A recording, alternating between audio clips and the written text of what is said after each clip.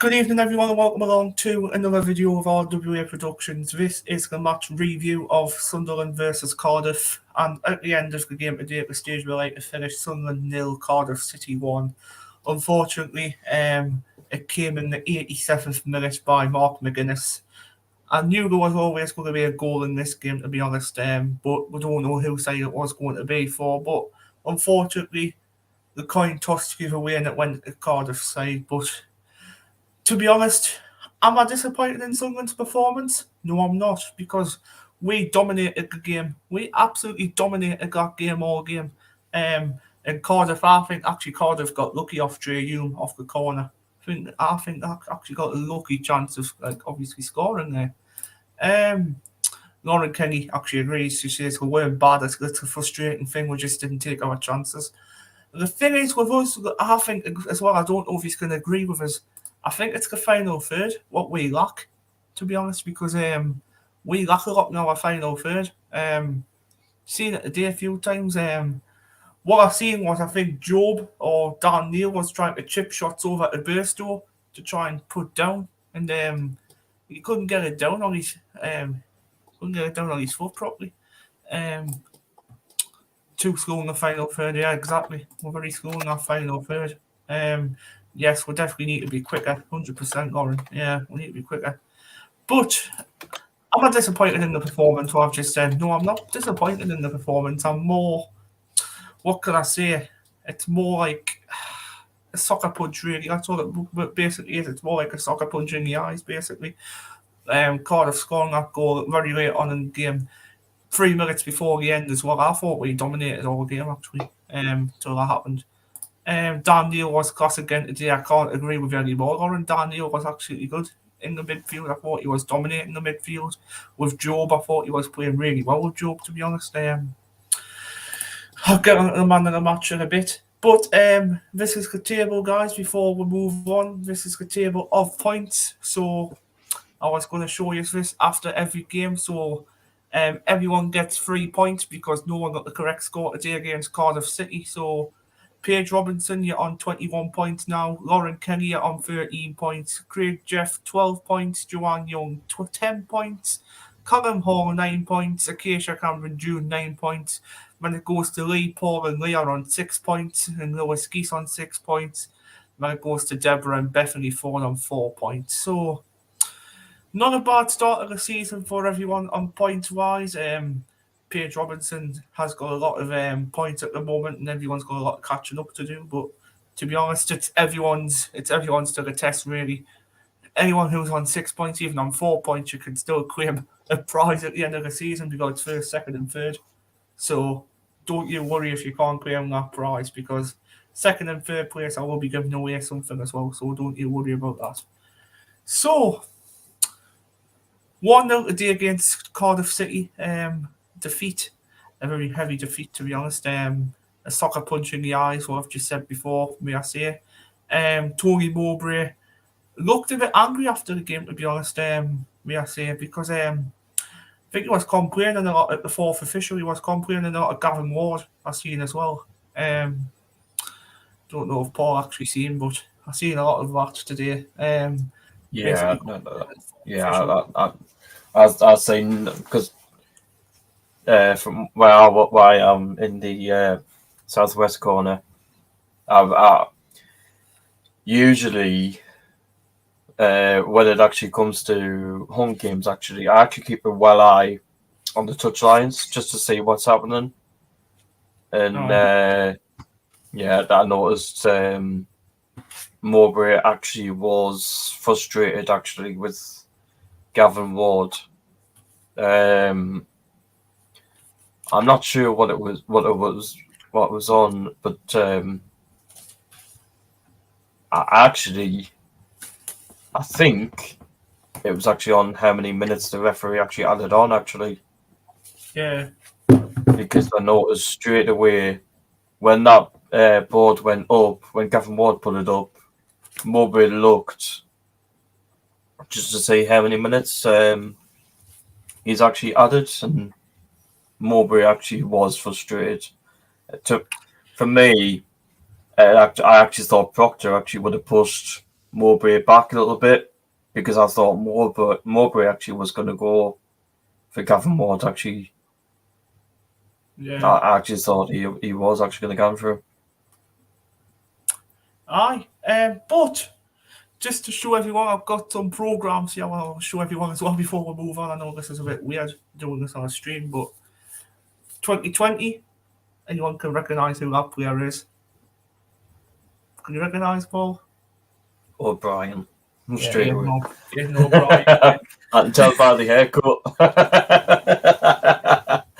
This was actually not a Sunderland programme what I picked up. This was a Sheffield United programme what I picked up when I went away against Sunderland. So I picked up that programme. 29. In case you all know who he is. I don't think she's watching. Well, that's Zimmerman and Enjoy. That's case I should know him very well. Obviously got sent. Well, Jack Clark was actually on the front of ours today. Anthony Mackham says I am livid. Good evening, Anthony, in the chat as well. Nice to see you in the chat. Man City versus Tottenham as well. From 1981. Interesting. Then you talk about programs. I've got one here from this year. Mm-hmm.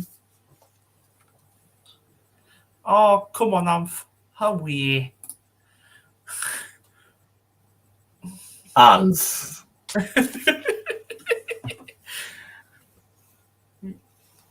And that, what's the difference between a fan and a supporter? What's the difference between a fan and a supporter? Can you tell us what it is? Because if you tell us what it is, I'm going to do my reaction. What? Question mark. Actually, Hans, because we're doing a review, I know you done a watch along of it. Do you want me to send you a link so you can actually come on and give us your view? That would be great if I could come on, to be honest. I wasn't actually going to ask him, but I think he would have been busy. I don't know. But see. No idea. One of you is a fan and one of you is a supporter in the description. In the description? Oh, no. All I'm going to say to that reaction is...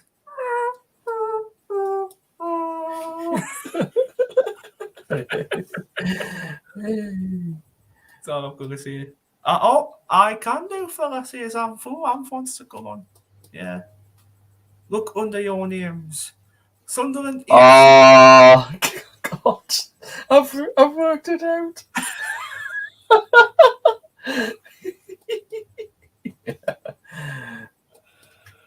Oh, God. Oh, dear. Yeah, I've just sent you the link on Twitter there, Hans. This one, Paul. Bloody hell, you seen this one? Well, this one I've got here, Brad. It's 1960. actually from the Ipswich game, the first game of the season. Bloody hell. I've got this one here It's is from tomato. This one here is from 1968 to 69 season. So that would have been when we were at Roker Park. That's where we would have been at that time. But the thing is, what I usually do is I usually get one at the start of the season, and then one at the very end of the season.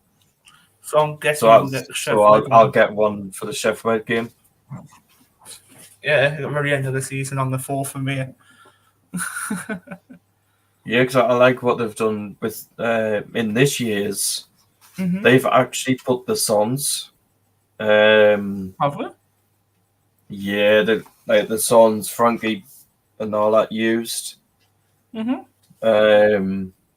what they used in the game. Before kickoff. The songs. Well, the artist and the actual song is actually in it. Oh. You're smiling. Whack. Tolerate that. Tolerate that. How we doing, fellas? How we doing? All right. You've caught me at a bit of an awkward time, but Yeah, more than happy to jump on and help you out here with my horrible review, shall we say? Oh, It's just, talk about your programs first, lads. I'm quite fascinated with your programs that you're going through, so keep cracking on with that. 68-69 season, Roker Park. Remember it well, mate. Yeah. When are we finishing that season? No idea. In the league. In the league. did not say on the back of the program. No, I'll say for the previous year. That's like asking, can you put on the next program where we're going to finish this season? Imagine the confidence levels you got to do that. Whoa, hold on. Yes. We're finishing third, and that's it. Third? That season we finished 11th in that season in Division 1. There you go. I cry now. I weep.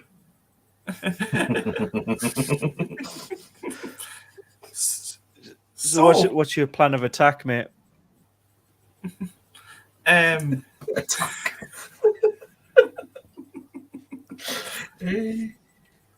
So, Paul, how are you? Let's get back to serious notes. Match review. Let's get back. Let's get back to business. So, what was your thoughts today's game? Sunderland versus Cardiff. What's your thoughts today's game?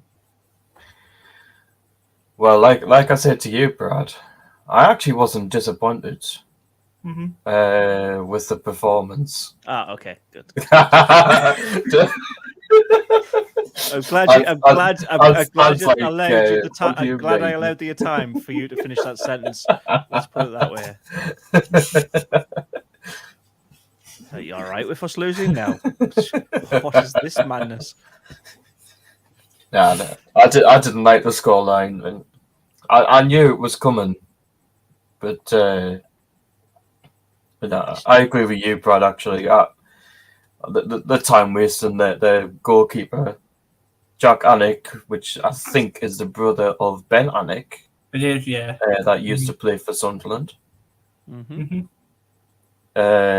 All the time wasting he done first half and second half. I thought the referee should have done something, but I guess this referee doesn't know the new rules. Steve Martin. We've had him a couple of times, I think. Last season, I think we've had Stephen Martin. Yeah, he was the one in charge that got Lee Johnson the sack.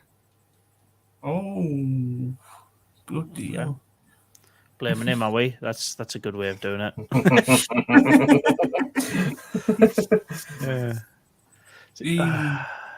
Do you know what though? Like I get that you're disappointed in that, but it was just that pure typical Sunderland way of playing. We were so good, and I mean that we were the best team in this game by a country mile, and it never seemed to fall right for us. I'm literally uploading a video as we speak with that like review on it, but on the Ben Anik, Jack Anik thing, I called him Ben Anik for about 2 hours before somebody went, "You do realise this is Jack, right?" It's Jack. Yeah. So I did it last week with Pierre Ekwa, with him going off in like the 12th minute, and I just didn't spot it. So I was just like, Ekwa's quiet today. What are you doing? just one of those things. Like I was just like, I haven't seen him in a while. Well, to be honest, in a way, I actually hope Ekwa's actually back for Friday. Yeah, well, I mean, in a way, I want every one of our players fit right now, so we can have our choice from them all. Yes, Moby would have a headache then. He not know what to do. So yes, Paul. What's your thoughts on Nazir Russian? What's your thoughts on him, Russian? What do you want to call? Yeah, I think I've got it right. I actually thought Russian actually was all right. when he came on. I know that was the first time we've seen him, but I thought he looked okay. From it's for me. I think it'll probably depends if. Cause I know we will see him a lot more in other games, but for me to change my mind, it'll probably, give him more game time and then, see what he's like in the rest of them. Man of the match today, Paul? Who would you go for? Niall Huggins for me. Okay. Why did you go for Niall Huggins? What's your force? Why you went for Niall Huggins out of all those players? I would say. Hard questions, don't they? Yeah, you do. Just wait, we'll come to the play ratings. I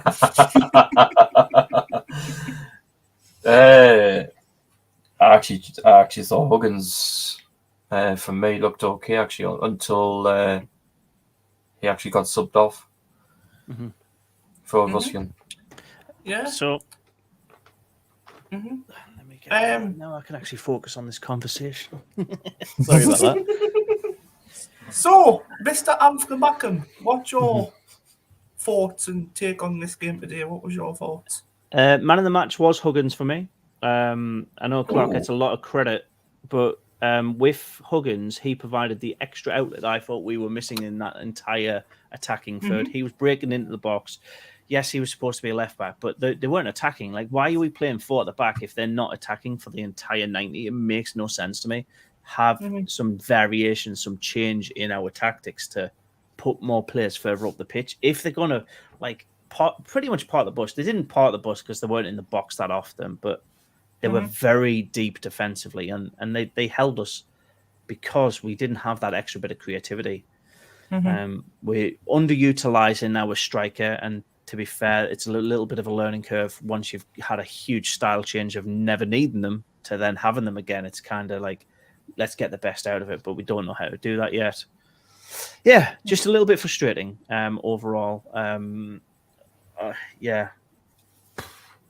Just one of those things where you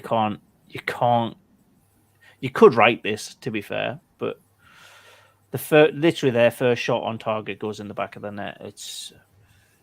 It's typical, really. We performed fantastically. It reminded me a lot of that Preston and Ipswich game. We were the better team. We should have won.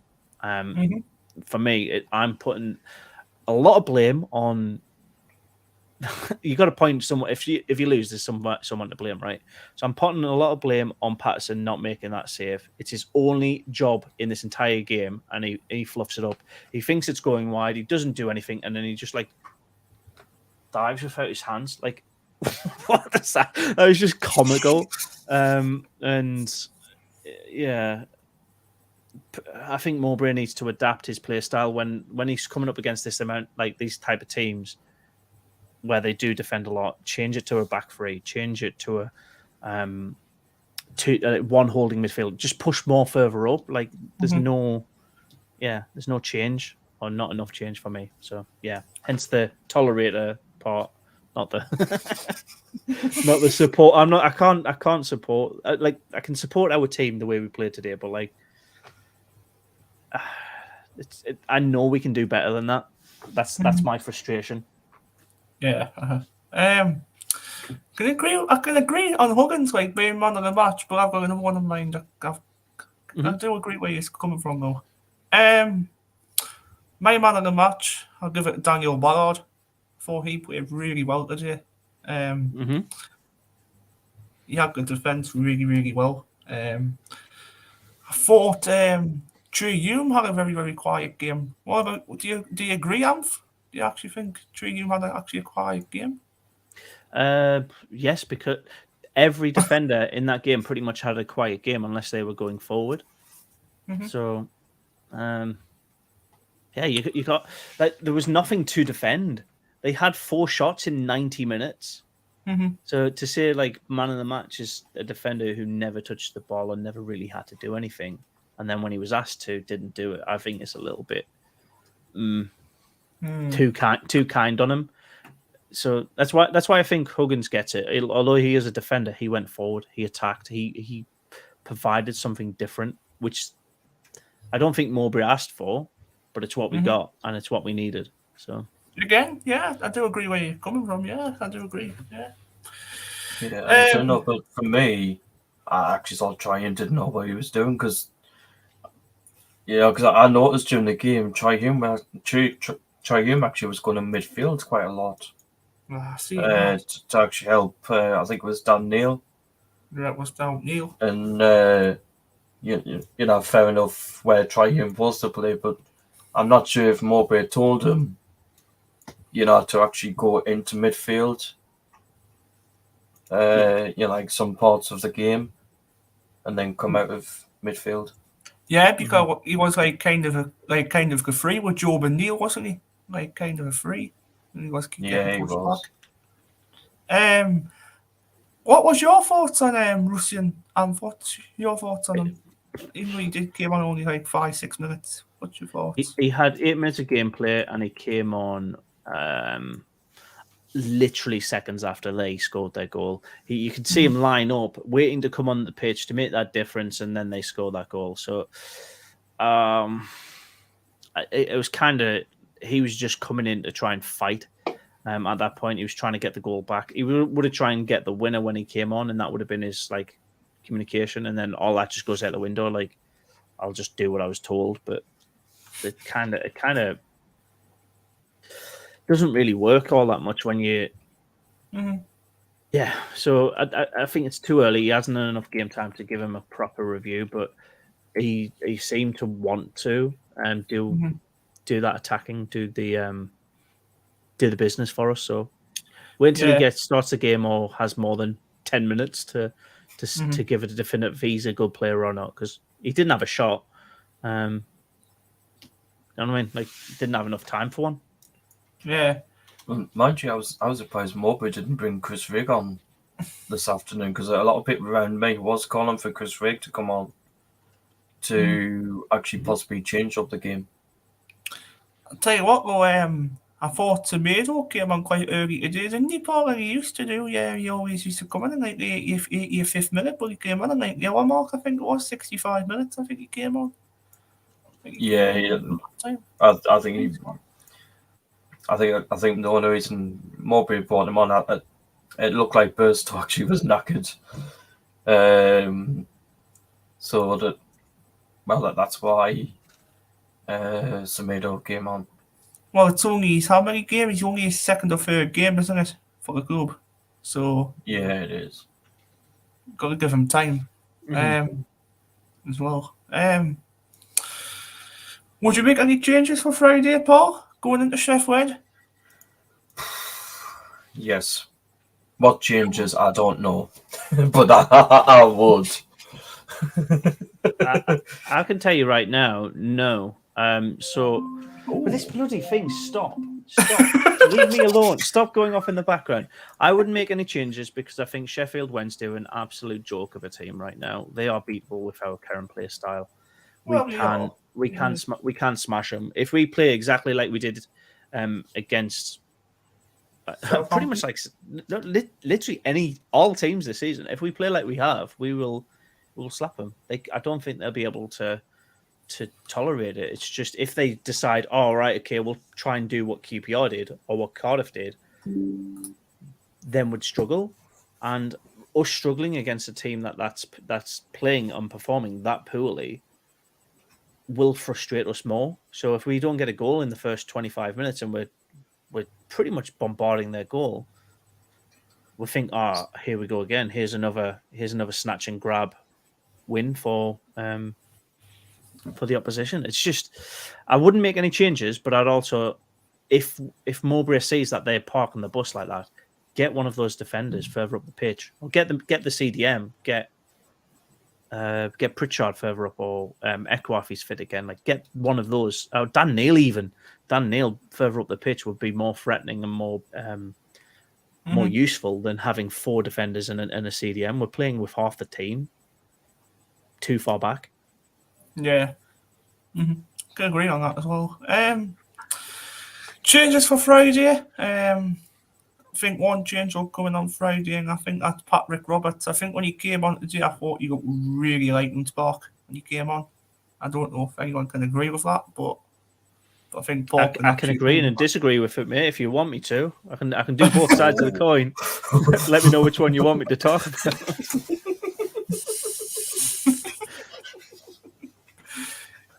Gosh.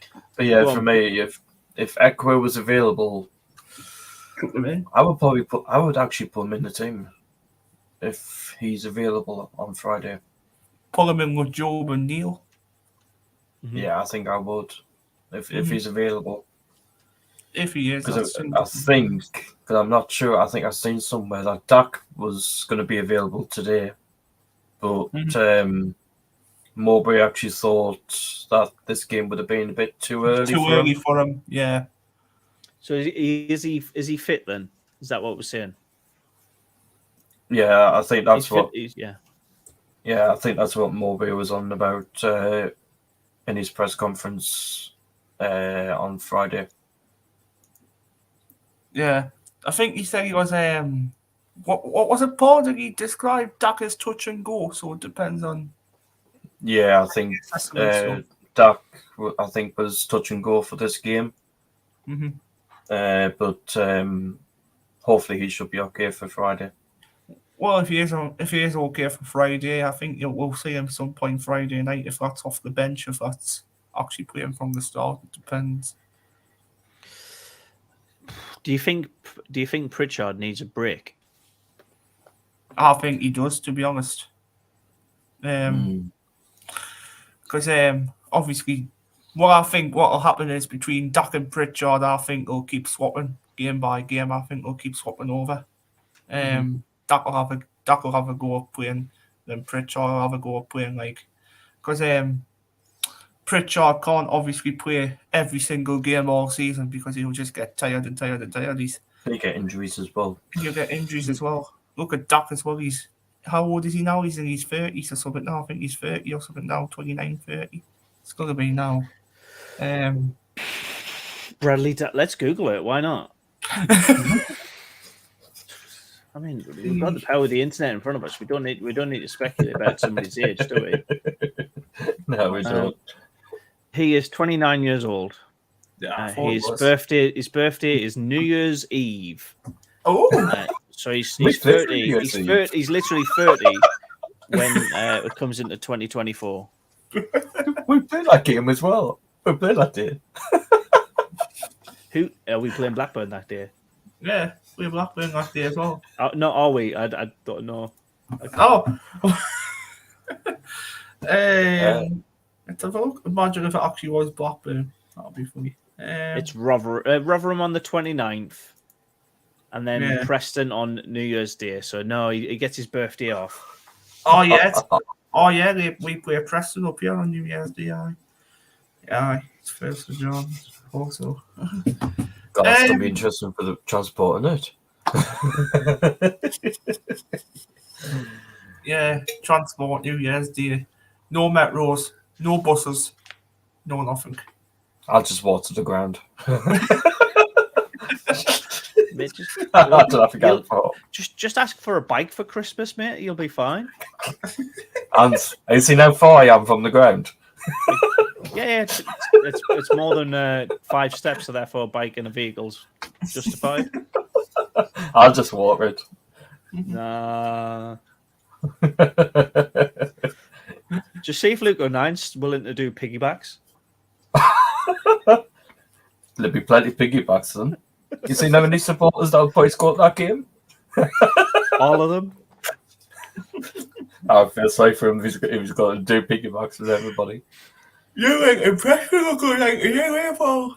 Oh, excuse me. What was that? Say it again? You weren't impressed. I said you weren't impressed with looking like today, were you, Paul?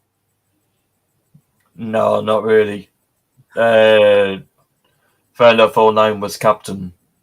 Mm-hmm. But 09 for me should have tossed out instructions to the players. I know that was Mowbray's the one should be doing it, but all 9 should be doing it on the pitch. I agree, yeah. I agree on that, yeah. You should. Whoever the captain is, to be fair, could be. Have we ever had an update around when Corey Evans is likely to become fit again? January, I think it is, isn't it, Paul, after Christmas? I've seen from Mowbray that it's supposed to be around Christmas and New Year. Yeah, it's between Then Christmas we're supposed to and New be having Corey Evans back. Here's a question then, because he is one of our older players. He doesn't fit our current model. He hasn't played for nearly a year. Do we loan him out? Do we sell him? Because he is a quality player. Don't get me wrong. I don't want to get rid of him, but like, we can't. Are we able to just? We're doing the right thing by keeping him on his contract, but like, when does he get more game time? Have a little search up, see how old he is. Well, apparently Ross Stewart should be fit now, and he would have been getting game time now, right? So Corey Evans is 33-year-old. Well, the thing is, on Ross Stewart, though, and I was listening to what Russell Martin said the other day. Russell Martin said Ross Stewart is supposed to be not back until October. Wow. Okay. Well, October's basically next. I think it's after this game. October starts, so he might be fit for Our away game. You watch. Oh my god! Have a guess who they play on the 3rd of October. Have a guess who they play on the 3rd of October if he's available. It's not Alex Neil. It is at Stoke City. Oh. Stewart versus Gooch. Well, I should say that's if Neil is still at Stoke. Yeah, that's if Neil's still at Stoke. I think he'll be gone before we actually play him. I don't know about that. Like, no, 3 games. Where are they in the league? How many points they're on? On the 21st, Paul. Somewhere around there. I don't know. I mean,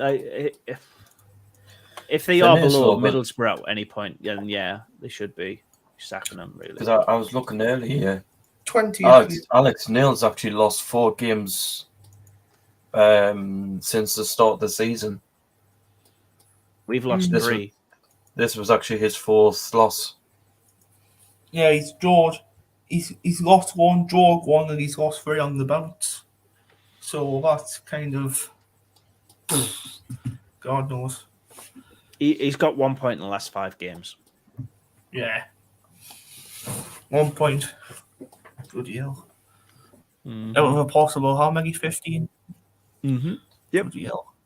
And to be fair, we're a bit upset that we've got 10 points in 15. So it literally shows you the trajectory of our 2 clubs right now. Yeah. But to be honest, the only change for us today was because of Hull winning at Stoke. They jumped 4th and we're 5th. That was the only change on the table. Yeah, but now if we'd won that game, we'd be on 16 points, and the lowest we could have dropped is 8th after the Sheffield Wednesday game. But anybody Southampton up, so that's 15 up to where we are, with the right goal difference swing, could be above us.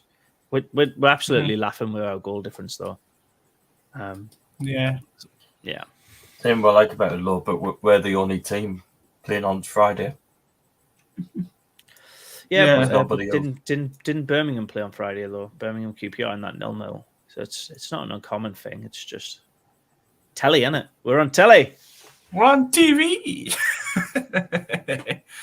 Let's hope we don't wear the 3rd shirt. Do you know, I'm going to start a petition to bring back the red shorts. You know, we play really good in them. Like literally every game we play red shorts, we win in them. It's like people hate the red shorts because they look like what's it called? My mum used to say, if you're naughty, we'll take you to the cottage homes to see the guy with the red shorts. And you're like, no, man, no, don't take me there. Really, it's got that like connotation of red shorts is naughty, but it's like, I don't know. We'll play better in them. I'm all right with being naughty. Naughty. And back to the game. And back to the game. Let's back to the game rather than my life story. There you go. What we're even up to? What Yes. questions are burning in your mind, mate? Oh, what questions are burning in my mind at this moment in time? Does Tony Mowbray deserve to get the sack? No, No. of course not. What a silly thing to ask. Before anyone else fucking comments saying that. Has there been a sacking of the manager yet? Warnock. Neil Warnock. No, he's left. He hasn't been sacked. He's left with mutual consent. No, he hasn't got thingy, what do you call it? He hasn't got sacked. Who's going to be the first manager to get sacked? I'm going to call it. I'm going to call it. It's going to be Michael Carrick. Okay. Oh. You know what, right? I'm going to call it. You know who I'm thinking?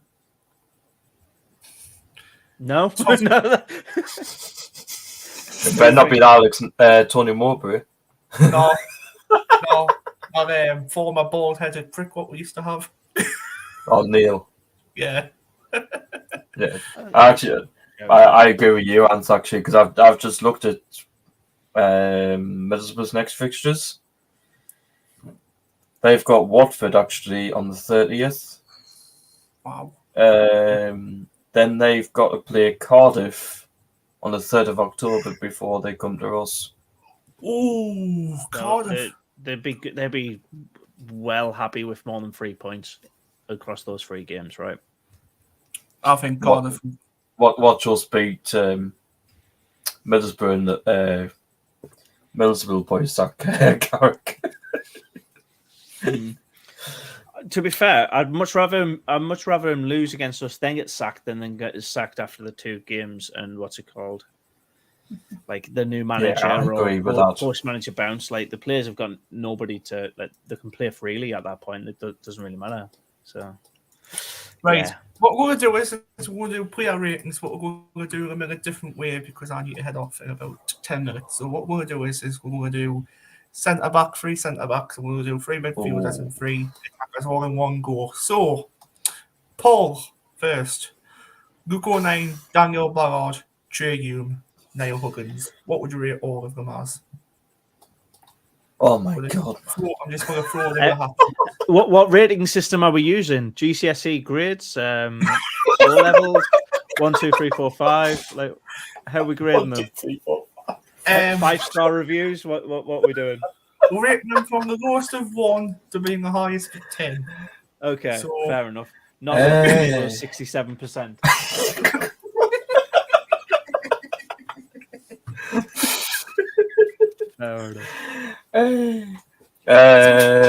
Dan Ballard. Okay.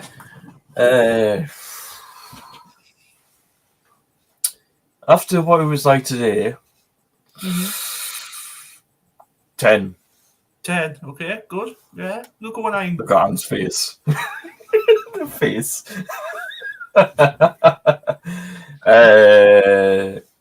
Captain Luke 09, who should have given instructions. I'm going to give 09 an 8. Not a bad rating. You? Me? I'll do worst to best. So Hume 6.5, 09 6.5, Ballard 7.2, Huggins 8.1. Boom. Okay. Wow. Nice and quick. That's the way I like it. Nice and quick and easy. That is what she said. I'm in Paul. Huggins and Hume. I want them very quick while I'm just done. Oh, yeah. Huggins 9. Try Hume 8. Okay. Now, Daniel. You haven't said yours. Oh, yeah. I'm pretty me. Right. Dan Ballard, 9.5. Lugo 9, 8.7. Trey Hume, 6.4. This is going to go down. I can tell. Niall Huggins, 9.7. There you go. Can I ask you something then on the back of both of your ratings there? You've given them like very high ratings, and they had one job to do defensively. Right. Literally had one job to do, and in the 85th minute onward, and they failed to do that. Like the rest of the game, they weren't called into action. So what made them so high? I never thought you would ask a question like this. Now, why are they so good for you today? They genuinely didn't deserve. Like if you're talking about touches and plays and breakthroughs, there was only really Huggins that was going forward. That maybe Hume went forward a couple of times, but he lost a further up the pitch. So I'm like, balance it, mate. Balance it. Don't just throw good numbers out because you think that's what people want to hear. Throw what you think. Right. However, let's throw out a hat again, Paul. However, we'll start again. So, Ballard. You need to have conviction. You need to give the exact same things, otherwise I can't say your conviction in your ratings now. Yeah. You know what? Screw it.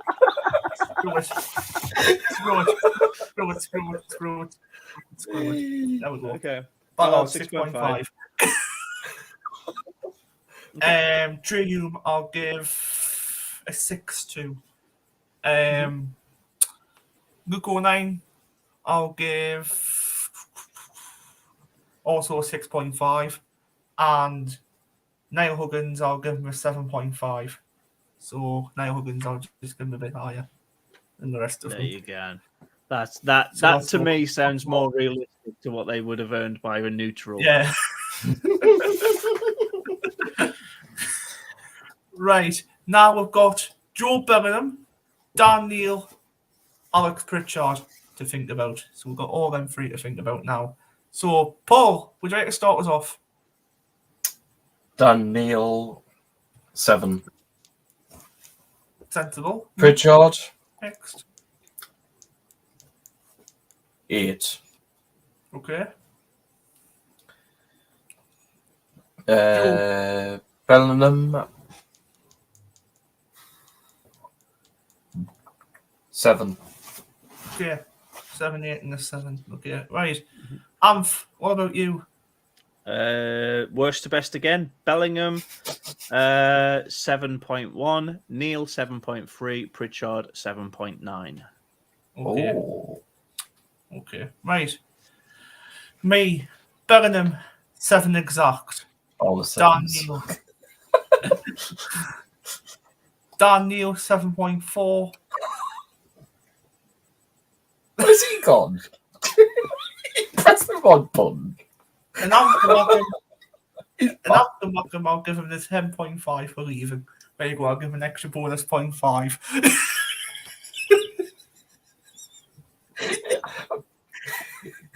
Is he still in the background? Give Ant an extra 0.5 for leaving. There you go. You So pressed the I gave wrong Ant- button, Mount, I guessed. I did. Yeah. You hit a rating to give you.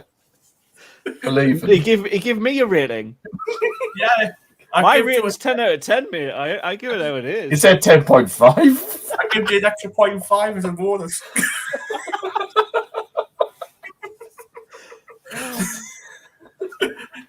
Right. Bloody hell. Joe Bellingham anyway, 7. Mhm. Dan Neil, 7.5. Pritchard, 8.1. There you go. That's mine. Mhm. Next, we're going to go for Abdullah Bar, Clark, and Burstow. Paul, start away. Abdullah Bar, 7. Okay. Clark,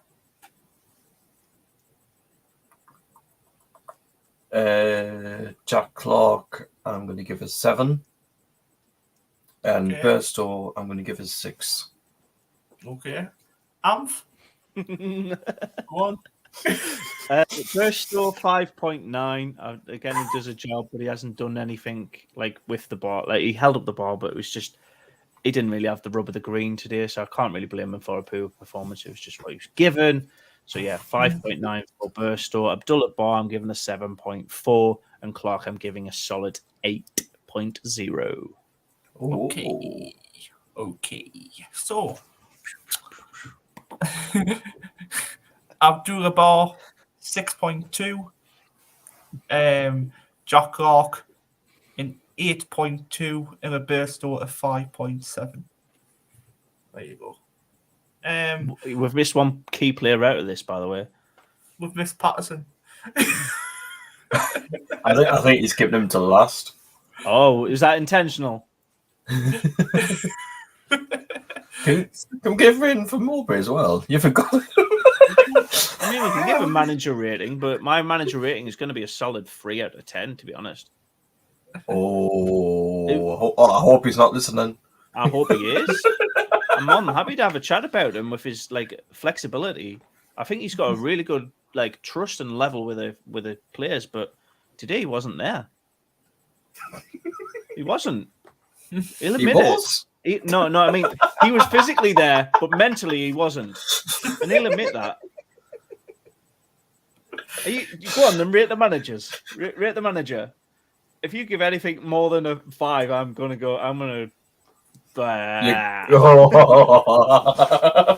can give him more than 5. It's your review. Go on.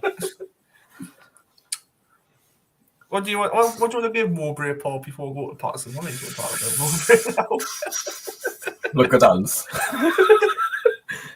Mowbray, I'm going to give a 4. Mowbray 5. Careful, Brad. Mowbray 5.1. No, I'm joking. I'll give him a 4.5. I was just about to click leave studio again there, by the way. Well, he said... Just in case the rate was higher. Well, Paul, he did see anything under 5, so I said a 5.1 just to wind him up. That's what I said, 4. Right, last but not least, Patterson, before we head off. You go first on Pato. Right. I'll give him a solid 6.5. Well, not really solid, but it's 6.5. Paul.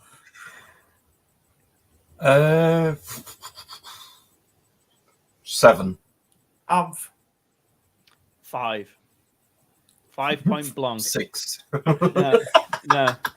He literally had one job. He had 4 shots that were on target-ish. Mm-hmm. 2, he were the softest collections ever. 1 went off the bar, and the other one went in the back of the net. 4 shots and getting a goal past him in that one. He didn't do his job. 5. Okay. Right. Right, that's about wraps it up for this evening, We guys. made subs, Brad. Oh, yes. Roberts, Adil, look, I'm pleased I met you. He just wants to leave, mate. It's been a bad day. Can he not leave? So, all right, we'll go Adil, Semedo, Robert, and I was going to say Shishi, but we've already pronounced Oshish. Oshish. French dude. Who else? Come on. Robert, Russian, Semedo and Oshish. Semedo, Oshish. So, Paul, pick one. Nice and easy. Mr. Roberts. Lawrence friend. I'm going to be nice in case Lauren is actually watching. She'll message me. Roberts 7. Amph. I've just seen the notification that Newcastle won 8-0 today. Never mind. Roberts probably is like a 6.4. 6.4, yeah. For me, I'm just going to say a bit higher. I'll say a 6.7. I'll go in between you both. Middle of the road, fair enough, buddy. Why not? Second player, I'm going to hit one at you, Paul. Oshish. Adil. Adil. As Mowbray likes to call him, because Mowbray doesn't He can't Doesn't pronounce his understand. bloody He name. can't pronounce his second name, so like, every time he sees him, he's like, "Are you a dill?" Mate, you want my dad pronounce? So a dill. Aye. 8. 8. What you rating him? Not that high. 6.3. Like he's got the potential to be there, mate. But like today, he didn't really have much impact. 6.3. So in between that, I'll give him a 7.15. That's in between. For Oh, life. mate, no, right. Next player we're doing, you're going first. Then I'm not having this. I'm going in the middle of you two. Right, okay. I'll go first. Right. Tell you what, we'll go for the best one. We'll go Russian. For me, Russian, I'll give him even though he didn't do much, basically he came on for 7-8 minutes. I'll give him a 5.5. Amph? That is I was going to go 5.4. He came on and actually did some stuff, but was like too short to actually give him anything beyond that. If he came on and scored instantly, put him 10. Fuck it. But yeah, 5.4. 5.4, 5.5. Paul? Going 5.6? 6. 6. Okay. Not bad. And the last one, but not least, is Himia Semedo. Or Lewis Himia, whatever you want to call him. Paul, you want to go first this time? Semedo didn't do much Okay. when he came on. Well, fair enough, he linked up well. Almost picked up Ballard with a header with a deep nail cross. Mm-hmm.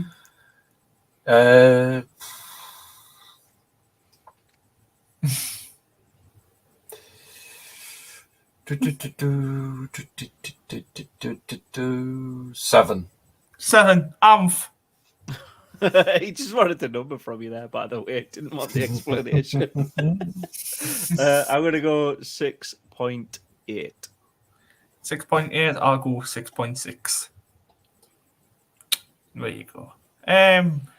Tell you what, because why not? Why don't we give Stephen Martin a rating?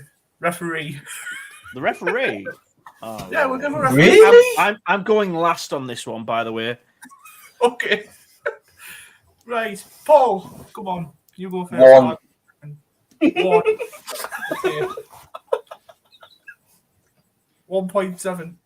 I think he's gone last. He said. I know where I'm going a 9. I don't think he got a thing wrong. Referee wise, he didn't do much wrong. He's one of the few ones that have been okay. Name an incident that we should have had a yellow card or shouldn't have had a yellow card or a penalty. We can't. He did his job today. I'm saying a 9.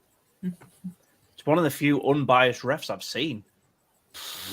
You're not going to get many of them.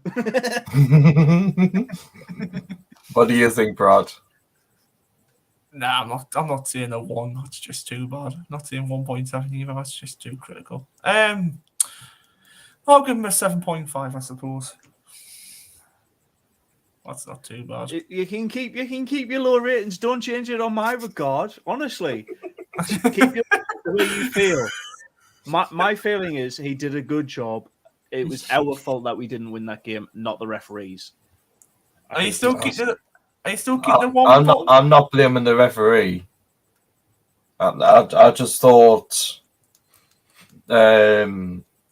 he should have booked. Especially their goalkeeper should have been booked. Draconic, yeah. And I actually thought he should have actually booked one of their players when he was coming off as well, because he was wasting time when he was coming off. Because I actually started shouting at Bowers. Because I said to Bowers, look at the referee. When that player was walking off, the referee didn't even look. Referee actually turned his back on the player. No, I actually thought he should have booked him. Because when a ball came off, ball actually went off on the side. That's what you're supposed to do when you come off the pitch. Yeah. Right then. That's about wraps it up for this evening now. We've done all the player ratings. We've even done the subs ratings. Paul reminded me on to do that. So well done to Paul. How about the fans' ratings? How about the fans' ratings? Oh, let's get your channel cancelled, mate. Come on. The fans rating. Now that is new. It is new. Did the fans do their part? You were there, mate. So if we didn't, it's your fucking fault. Brad was there as well, so it wasn't just me, Hans. Oh wait, Paul. You go first. Were you only singing if you were winning? Because we weren't winning at all, so you didn't sing. I was singing all the time. There you go. I didn't stop. What? What's your rating then? I knew you'd pick on us. I have to somehow.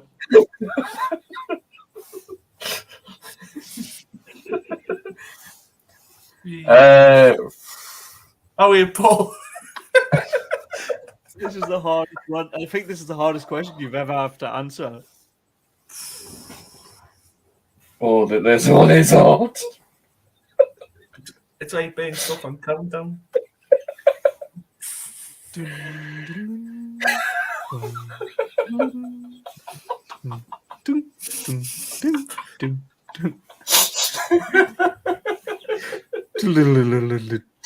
Answer no.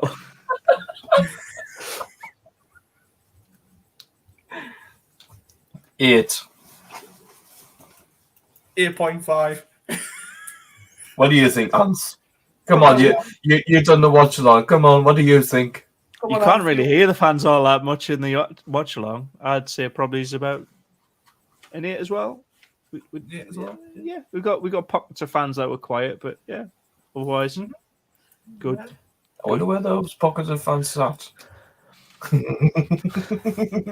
You know where they are.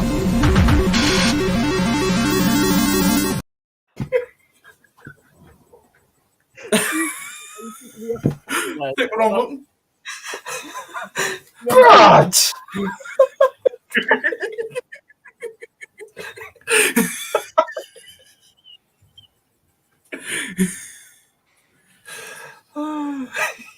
Give me a quick rush. Bloody hell. It's all right. If you want to leave, you can say you're going to leave, but at least do an outro first, buddy. Yeah. Right, I'm done now. Bye. RWA Productions. So that's about wraps it up, everyone. Goodbye. Take care. We'll see you all later. Goodbye for now. Bye.